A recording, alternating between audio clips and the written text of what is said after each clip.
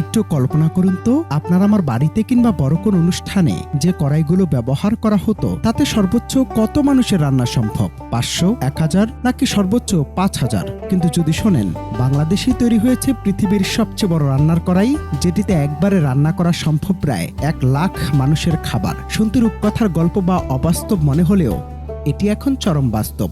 আমাদের দেশের মাটিতে তৈরি এই দানবীয় কড়াইটি ছড়িয়ে দিয়েছে এক বিশাল বিস্ময়।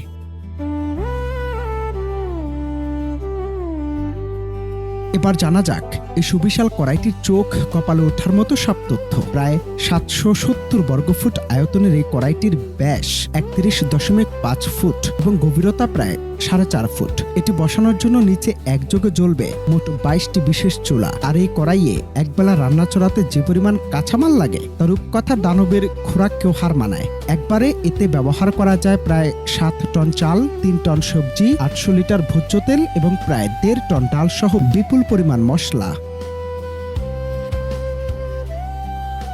আমি বিদ্যানন্দ একজন স্বেচ্ছাসেবক। আমার চোখে দেখা সবচেয়ে বড় পাতিলে রান্না হয়েছে। এর আগে বড় হাঁড়িতে এখন রান্না হচ্ছে বড় করে, বিশেষ সবচেয়ে বড় করে। আজকে আয়োজন হচ্ছে 20,000 লোকের জন্য। আগামীতে 1 থেকে 1.5 লক্ষ লোকের আয়োজন করা হবে ইনশাআল্লাহ এই কড়াইয়ের মধ্যে।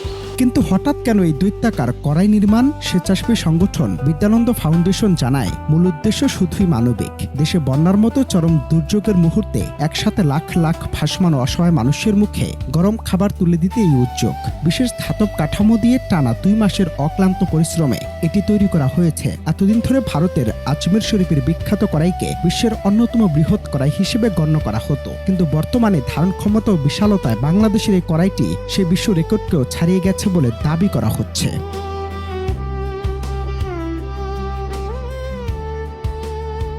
আমি শুনেছি যে এত বড় কড়াই রান্না হবে, আমি আসলে বাস্তবে এত বড় কড়াই কখনো দেখিনি।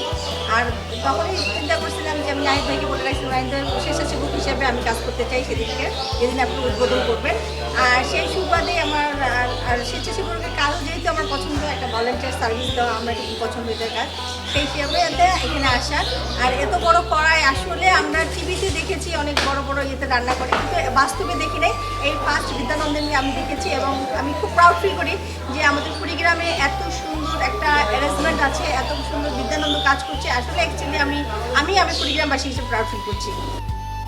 নিছক রেকর্ড করা কিংবা লোক দেখানো কোনো আড়ম্বর নয়। দানবীয় পাত্রটির পেছনে লুকিয়ে আছে হাজার হাজার অবহেলিত ক্ষুধার্ত মানুষের মুখে হাসি ফোটানোর এক অকৃত্রিম স্বপ্ন। বিশাল এক দুর্যোগের মাঝেও হাজারো প্রাণের কাছে ভালোবাসার অন্ন পৌঁছে দেবে বাংলাদেশের তৈরি এই পৃথিবীর বৃহত্তম কড়াই। বিশ্বমঞ্চে এজন্য শুধু এক কড়াইয়ের গল্প নয়, এ হলো 1 কোটি মানুষের ভালোবাসার এক অনন্য মহাকাব্য। অনন্ত হাসান মাসুদ, বাংলা টিভি।